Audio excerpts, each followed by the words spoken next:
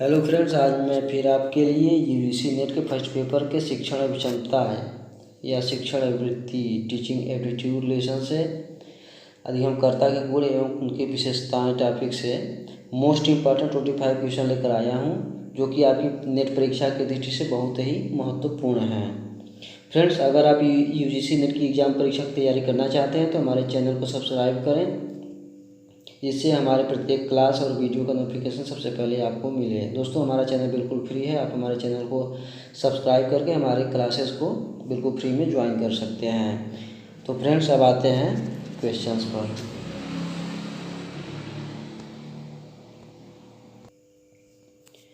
तो फ्रेंड्स, यहाँ पे पहला क्वेश्चन है, देखिए, अधिगमकर्ता के गुण एवं विशेषताएं टॉपिक है। इससे मैं 25 मोस्ट इम्पॉर्टेंट क्वेश्चन लेकर आया हूँ, जिसको आज हम पढ़ेंगे। तो आइए पहला क्वेश्चन देखते हैं। पहला क्वेश्चन है, बालक का सामाजिक विकास प्राथमिक रूप से निर्भर करता है। देखिए, हम पूछ रहे हैं बालक का सामाजिक विकास, जो बालक का सामाजिक विकास है वो प्राथमिक रूप से निर्भर करता है। किस पर निर्भर करता है पूछ रहा है। यहाँ पे ऑप्शन नंबर ए में दिया है माता पिता पर, माता पिता पर। ऑप्शन नंबर बी है वातावरण पर। ऑप्शन नंबर सी है विद्यालय परिवेश पर। ऑप्शन नंबर डी है समाज पर। तो यहाँ पर देखिए, इसका सही आंसर होगा वातावरण पर। अब यहाँ पर फ्रेंड्स, वातावरण से मतलब केवल आपका वायुमंडल वातावरण ये नहीं है। वातावरण में आपका सब कुछ आ जाएगा। जो आपका समाज है आसपास, उसका क्या माहौल है, जो आपके समाज के जो व्यवहार हैं, उसके साथ साथ जो आपका वो जैसे कि इन्वायरमेंट है, वातावरण जैसे बताते हैं जो है नेचुरल वातावरण, तो सारी चीज़ें इसमें सम्मिलित होती हैं। बालक के जो है सामाजिक विकास प्राथमिक रूप से निर्भर करता है तो वातावरण पे, उसके आसपास का जो समाज है उसका माहौल क्या है, तो उस पर सारी चीज़ें उसको प्रभावित करती हैं। तो यहाँ पर इसका सही आंसर होगा ऑप्शन नंबर बी, वातावरण पर। बालक का सामाजिक विकास प्राथमिक रूप से निर्भर करता है, तो सही उत्तर होगा वातावरण पर। नेक्स्ट क्वेश्चन,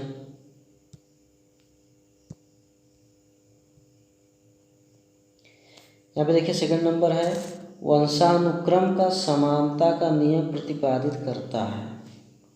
वंशानुक्रम का समानता का नियम प्रतिपादित करता है। ऑप्शन नंबर ए में दिया है जैसे माता पिता वैसे ही उनके बच्चे, जैसे माता पिता हैं वैसे ही उनके बच्चे। ऑप्शन नंबर बी में दिया है जैसे माता पिता ठीक उसके विपरीत उनके बच्चे। ऑप्शन नंबर सी है जैसे माता पिता थोड़े थोड़े मिलते जुलते बच्चे, जैसे माता पिता हैं वैसे थोड़े थोड़े मिलते जुलते बच्चे। ऑप्शन नंबर डी कह नहीं सकते, कुछ नहीं कह सकते। यहाँ पे देखिए पूछ क्या रहा है, वंशानुक्रम का समानता का नियम। वंशानुक्रम, जो वंश बढ़ता है आगे, जो वंश बढ़ने का क्रम है, जो जैसे कि व्यक्ति से बच्चा होता है, बच्चे का फिर बच्चा होता है, तो वही वंशानुक्रम कहा जाता है। तो वंशानुक्रम का समानता का नियम प्रतिपादित करता है। तो यहाँ पर इसका सही आंसर होगा ऑप्शन नंबर ए, जैसे माता पिता वैसे ही उनके बच्चे। वंशानुक्रम में बच्चे या तो माता को या पिता को या दोनों का मिलाकर उनका व्यवहार, उनका स्वभाव, उनका शारीरिक बनावट उनके जैसा ही होता है। यहाँ पे आपका ऑप्शन नंबर ए सही होगा। नेक्स्ट क्वेश्चन देखिए, थर्ड क्वेश्चन है, प्रायः जब बालक अपने माता पिता की विपरीत विशेषताओं के अनुरूप होते हैं तो उन पर वंशानुक्रम का सिद्धांत लागू होता है। प्रायः जब बालक अपने माता पिता की विपरीत विशेषताओं के अनुरूप होते हैं, मतलब माता पिता की विपरीत विशेषताओं के अनुरूप होते हैं, तो वह वंशानुक्रम का सिद्धांत लागू होता है। कौन सा सिद्धांत लागू होता है पूछ रहा है यहाँ पर उसके ऊपर। तो यहाँ पर देखिए पहला ऑप्शन दिया है समानता का, ऑप्शन नंबर बी है विभिन्नता का, ऑप्शन नंबर सी है प्रत्यागमन का, ऑप्शन नंबर डी है जीवाणु निरंतरता का। तो यहाँ पे देखिए पूछा क्या है, प्रायः जब बालक अपने माता पिता की विपरीत विशेषताओं के अनुरूप होते हैं, मतलब जो विशेषता उनके माता पिता में है, वो विशेषताएं उनके बच्चे में नहीं है। तो वहीं यहाँ बताओ उसके माता पिता के विपरीत विशेषताएं के अनुरूप पैदा होते हैं, तो उन पर वंशानुक्रम का कौन सा सिद्धांत लागू होता है? तो यहाँ पर सही आंसर होगा ऑप्शन नंबर सी, प्रत्यागमन का। मतलब माता पिता से विपरीत लक्षण उनके बच्चे में हो गया है तो उसको क्या कहते हैं, कौन सा सिद्धांत कहा जाता है? तो वो कहा जाता है प्रत्यागमन का सिद्धांत। यहाँ पर आपका ऑप्शन नंबर सी सही होगा। नेक्स्ट क्वेश्चन देखिए, फोर्थ क्वेश्चन है, बालकों की व्यवहारिक मूल प्रवृत्तियों का उद्गम स्थल माना जाता है। बालकों की व्यवहारिक मूल प्रवृत्ति, जो उनका व्यवहार होता है, जो उनकी मूल प्रवृत्ति होती है, उसका उद्गम स्थल माना जाता है। उसका उद्गम स्थल माना जाता है। ऑप्शन नंबर ए दिया है वंशानुक्रम को, ऑप्शन नंबर बी है वातावरण को, ऑप्शन नंबर सी है विद्यालय परिवेश को, और ऑप्शन नंबर डी है मोहल्ले के परिवेश को। तो यहाँ पे देखिए बालकों की व्यवहारिक मूल प्रवृत्तियों का उद्गम स्थल माना जाता है। तो यहाँ पर आपका आंसर नंबर ए सही होगा, वंशानुक्रम को। ऑप्शन नंबर ए सही होगा। चलिए चलते हैं नेक्स्ट क्वेश्चन। क्वेश्चन नंबर 5 दिया है, देखिए बालक का शारीरिक संगठन प्रभावित होता है। बालक का शारीरिक संगठन प्रभावित होता है पूछ रहा है, तो किससे प्रभावित होता है? ऑप्शन नंबर ए है वंश से, ऑप्शन नंबर बी है माता पिता से, ऑप्शन नंबर सी है खान पान से, ऑप्शन नंबर डी है दादा दादी से। तो यहाँ पे पूछा क्या है, देखिए बालक का शारीरिक संगठन, उसका जो शारीरिक संगठन है, शरीर का संगठन है, वो प्रभावित किससे होता है? तो यहाँ पे देखिए वंश से प्रभावित होता है। इसका ऑप्शन नंबर ए सही होगा, बालक का शारीरिक संगठन प्रभावित होता है वंश से। ऑप्शन नंबर आपका ए सही होगा। नेक्स्ट क्वेश्चन,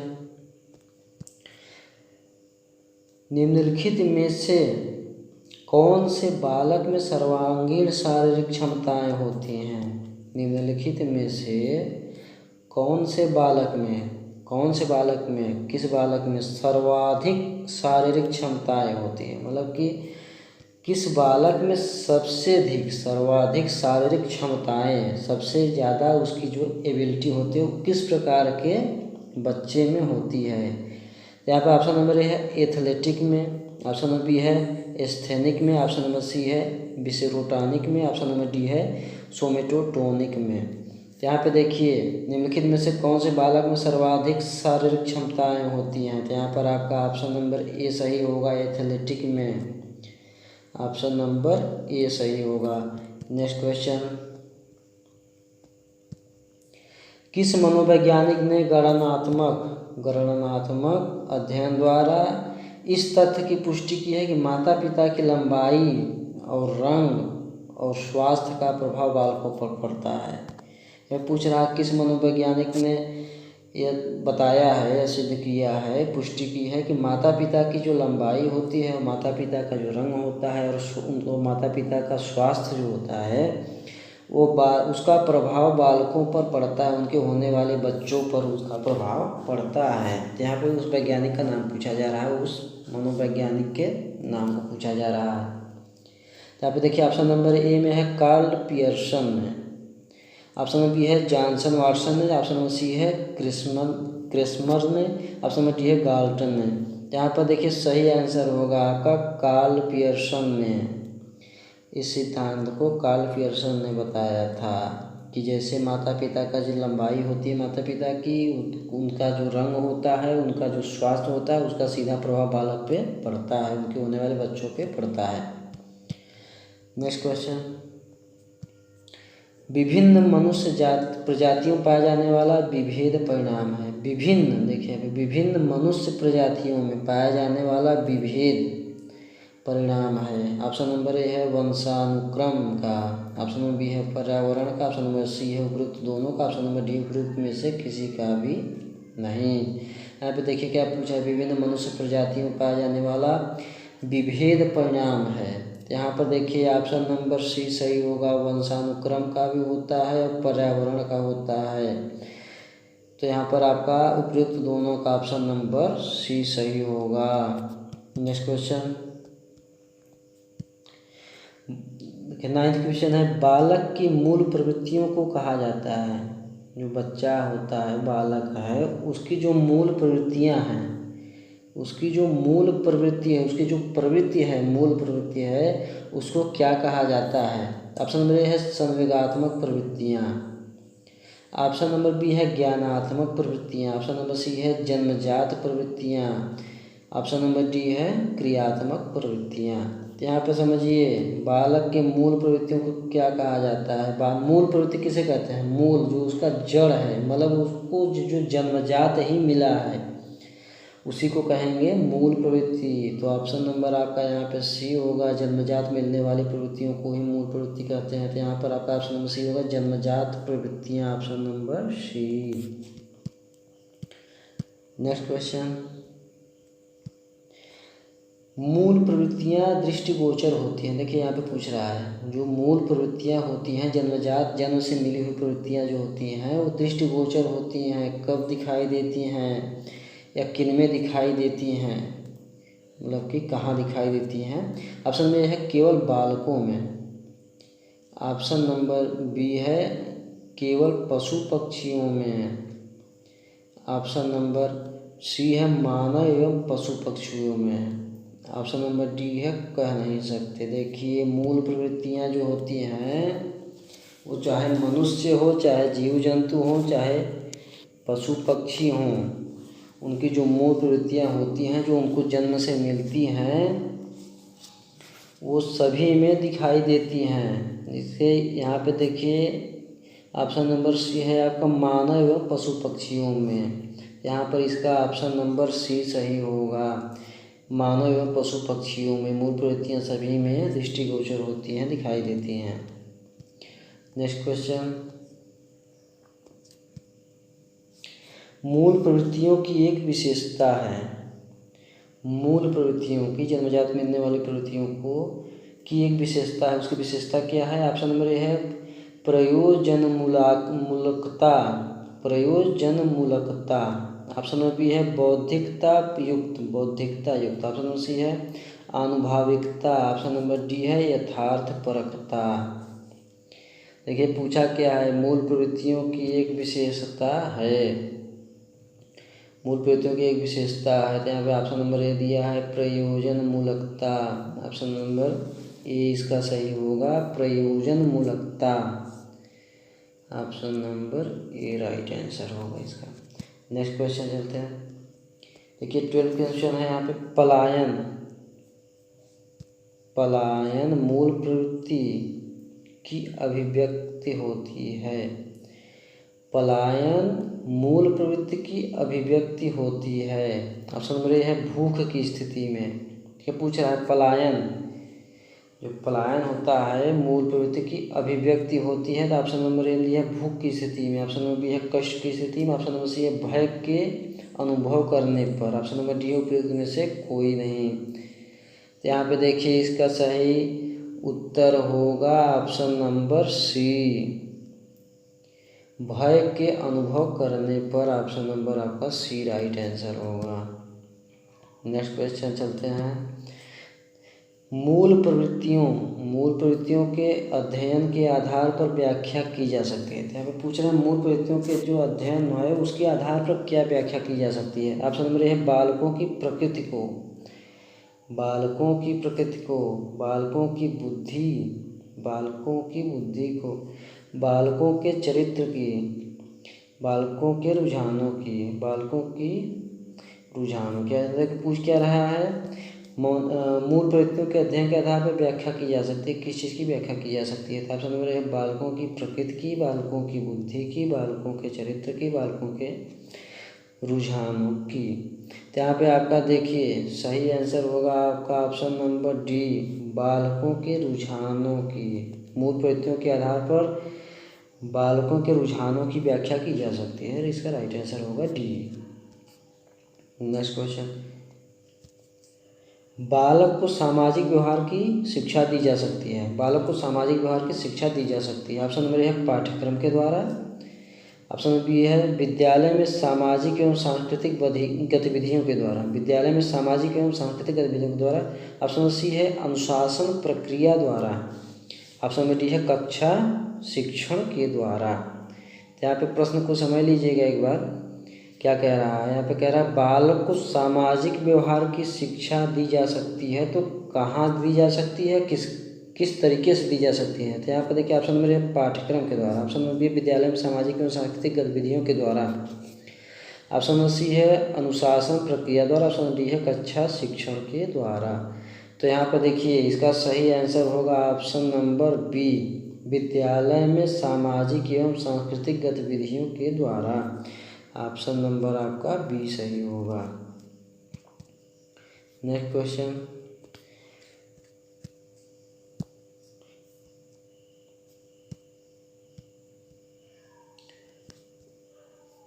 अन्य व्यक्तियों के अनुभवों की अनुभूति करके, अन्य व्यक्तियों के अनुभवों की अनुभूति करके व्यवहार करने की प्रक्रिया का क्या नाम है, पूछ रहा है। अन्य व्यक्तियों के अनुभवों की अनुभूति, दूसरे व्यक्तियों के जो अनुभव हैं उनकी अनुभूति करके व्यवहार करने की प्रक्रिया का क्या नाम है। ऑप्शन नंबर ए है सहानुभूति, ऑप्शन नंबर बी है प्रेम, ऑप्शन नंबर सी है दया, ऑप्शन नंबर डी है वात्सल्य। तो यहाँ पर देखिए सही आंसर होगा आपका ऑप्शन नंबर ए सहानुभूति। सहानुभूति कब होती है, कब दिखाई जाती है। अन्य व्यक्तियों का जो अनुभव होता है, जैसे कोई व्यक्ति बहुत दुखी है, आपने उसको अनुभव कर लिया कि सामने वाला व्यक्ति बहुत दुखी है, तब आप उसके साथ क्या दिखाते हैं, सहानुभूति। तभी आप उसको सहानुभूति दिखाएंगे। तो इसका यहाँ पर आपका राइट आंसर हो जाएगा ए। नेक्स्ट क्वेश्चन, बालकों में अधिगम संबंधी योग्यताओं का विस्तार होता है। बालकों में अधिगम संबंधी योग्यता, अधिगम संबंधी योग्यता मतलब आप समझिए अधिगम मीन्स लर्निंग, इंग्लिश में इसको कहते हैं लर्निंग। जो उसकी सीखने की जो क्षमता होती है, जो सीखता है उसको ये कहते हैं लर्निंग, अधिगम जो सीखता है। तो यहाँ पे पूछ रहा बालकों में अधिगम संबंधी योग्यताओं का विकास होता है, तो कैसे होता है पूछ रहा है। ऑप्शन नंबर ए में है रचनात्मक क्रियाकलापों के माध्यम से, ऑप्शन नंबर बी है आत्माभिव्यक्ति से, ऑप्शन नंबर सी है सहयोगात्मक कार्यों से, ऑप्शन नंबर डी है आत्ममंथन से। तो यहाँ पर देखिए आपका सही उत्तर होगा ऑप्शन नंबर ए रचनात्मक क्रियाकलापों के माध्यम से अधिगम संबंधी योग्यताओं का विकास होता है। आपका यहाँ पर आंसर नंबर ऑप्शन नंबर ए सही होगा। नेक्स्ट क्वेश्चन, अब देखिए बालक में अधिगम उन्नयन की प्राथमिक अवस्था है। सवाल में क्या पूछ रहा है, बालक में अधिगम उन्नयन की प्राथमिक अवस्था क्या है। ऑप्शन नंबर ए है अनुकरण, ऑप्शन नंबर बी है अनुबंधन, ऑप्शन नंबर सी है प्रेरणा, ऑप्शन नंबर डी है मूल प्रवृत्ति। यहाँ पे देखिए बालक में अधिगम उन्नयन की प्राथमिक अवस्था क्या है, तो इसका सही आंसर होगा ऑप्शन नंबर ए अनुकरण। सही आंसर होगा ऑप्शन नंबर ए अनुकरण। नेक्स्ट क्वेश्चन, खेल एक ऐसी प्रक्रिया है जिसका उपयोग किया गया है। देखिए खेल के बारे में पूछ रहा है, खेल ऐसी प्रक्रिया है, खेल एक ऐसी प्रक्रिया है जिसका उपयोग किया गया है, उसका उपयोग किस लिए किया गया है। खेल की जो प्रक्रिया होती है उसका उपयोग किस लिए किया गया है, तो आप पूछ रहे हैं। ऑप्शन नंबर ए में है बालकों को पढ़ाने में, ऑप्शन नंबर बी है बालकों को बहलाने में, ऑप्शन नंबर सी है आपका बालकों को सिखाने में, और ऑप्शन नंबर डी है बालकों का ध्यान बटाने में। तो यहाँ पर देखिए आपका सही आंसर होगा ऑप्शन नंबर सी। खेल एक ऐसी प्रक्रिया है जिसका उपयोग बालकों को सिखाने में किया गया है। ऑप्शन नंबर आपका यहाँ पे सी सही होगा। नेक्स्ट क्वेश्चन, जब बालक खेल खेल में अपने बड़ों का अनुकरण करता है, रोल मॉडल करता है, तो इसे क्या कहेंगे। जब बालक अपने खेल खेल में अपने से बड़ों का अनुकरण करता है, अपने से बड़ों को देखता है कि कैसे वो खेल रहे हैं, तो उसी तरीके से बालक भी खेलने का प्रयास करता है, उसका अनुकरण करता है, तो उसे क्या कहेंगे? ऑप्शन नंबर ए है रचनात्मक खेल। ऑप्शन नंबर बी है झूठ मूठ के खेल। ऑप्शन नंबर डी है संवेगात्मक खेल। ऑप्शन नंबर डी है बौद्धिक खेल। तो यहाँ पे देखिए उस खेल को क्या कहेंगे? जब बालक खेल खेल में अपने से बड़ों का अनुकरण करता है तो इसे कहेंगे झूठ मूठ का खेल। ऑप्शन नंबर यहाँ पे आपका बी सही होगा, झूठ मूठ का खेल। नेक्स्ट क्वेश्चन, खेलों के द्वारा बालकों में विकास संभव है। खेलों के द्वारा बालकों में विकास संभव है। ऑप्शन नंबर ए है पारस्परिक सम्मान देने की कला का। खेलों के द्वारा बालकों में देखिए किस प्रकार का विकास संभव है ये पूछ रहा है, तो ऑप्शन नंबर ए है पारस्परिक सम्मान देने की कला। ऑप्शन नंबर बी है सहयोग सामंजस्य की भावना का। और ऑप्शन नंबर सी है सामाजिक सद्गुणों का। सामाजिक सद्गुणों का यहाँ पे मिसप्रिंट है, आपको बता रहे हैं। यहाँ पर आपका होगा सामाजिक सद्गुणों का। ऑप्शन नंबर सी में जो है सामाजिक सद्गुणों का होगा, मिसप्रिंट है यहाँ पे।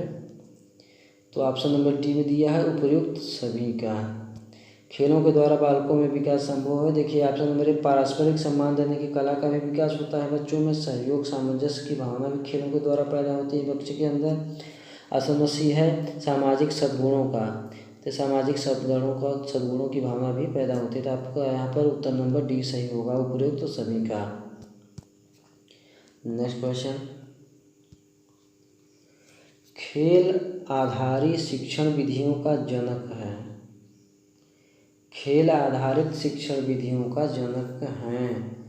तो देखिए यहाँ पे पूछ रहा है कि जो खेल आधारित शिक्षण विधियों का जो जनक हैं, जो उनका नाम पूछा जा रहा है। यहाँ पे आपका देखिए नंबर 1 पे है फ्रावेल। नंबर ए है फ्रावेल। ऑप्शन नंबर बी है हरलाक। ऑप्शन नंबर सी है स्किनर। ऑप्शन नंबर डी है पावलाव। यहाँ पे देखिए इसका सही आंसर होगा फ्रावेल। खेल आधारित शिक्षण विधियों के जनक फ्रावेल हैं। ऑप्शन नंबर आपका यहाँ पर ए सही होगा। नेक्स्ट क्वेश्चन, बालकों के सीखने पर सर्वाधिक प्रभाव पड़ता है। बालकों के सीखने पर सर्वाधिक प्रभाव पड़ता है। ऑप्शन नंबर ए है प्रेरणा का। ऑप्शन नंबर बी है रुचि का। ऑप्शन नंबर सी है बौद्धिक योग्यता का। ऑप्शन नंबर डी है शारीरिक संगठन का। तो देखिए पूछा क्या है, बालकों के सीखने पर सर्वाधिक प्रभाव पड़ता है। तो यहाँ पर देखिए आपका ऑप्शन नंबर ए सही होगा, प्रेरणा का। बालकों के सीखने पर सर्वाधिक प्रभाव पड़ता है। ऑप्शन नंबर ए है प्रेरणा का, ये आपका राइट आंसर होगा। नेक्स्ट क्वेश्चन, बाल्यावस्था की एक प्रमुख विशेषता है। देखिए यहाँ पे बाल्यावस्था की प्रमुख विशेषता पूछ रहा है, क्या है? ऑप्शन नंबर ए है यथार्थवादी दृष्टिकोण। यथार्थवादी दृष्टिकोण, बाल्यावस्था की एक प्रमुख विशेषता यथार्थवादी दृष्टिकोण। ऑप्शन नंबर बी है अपेक्षाकृत स्थिर विकास प्रक्रिया। ऑप्शन नंबर सी है अधिगम की तीव्रता। बाल्यावस्था में लर्निंग बहुत तीव्र होती है, बहुत जल्दी बच्चे सीखते हैं बाल्यावस्था में। ऑप्शन नंबर डी है उपयुक्त सभी। तो यहाँ पर देखिए आपका राइट आंसर होगा उपयुक्त सभी। आपका राइट आंसर होगा option number D. Next question,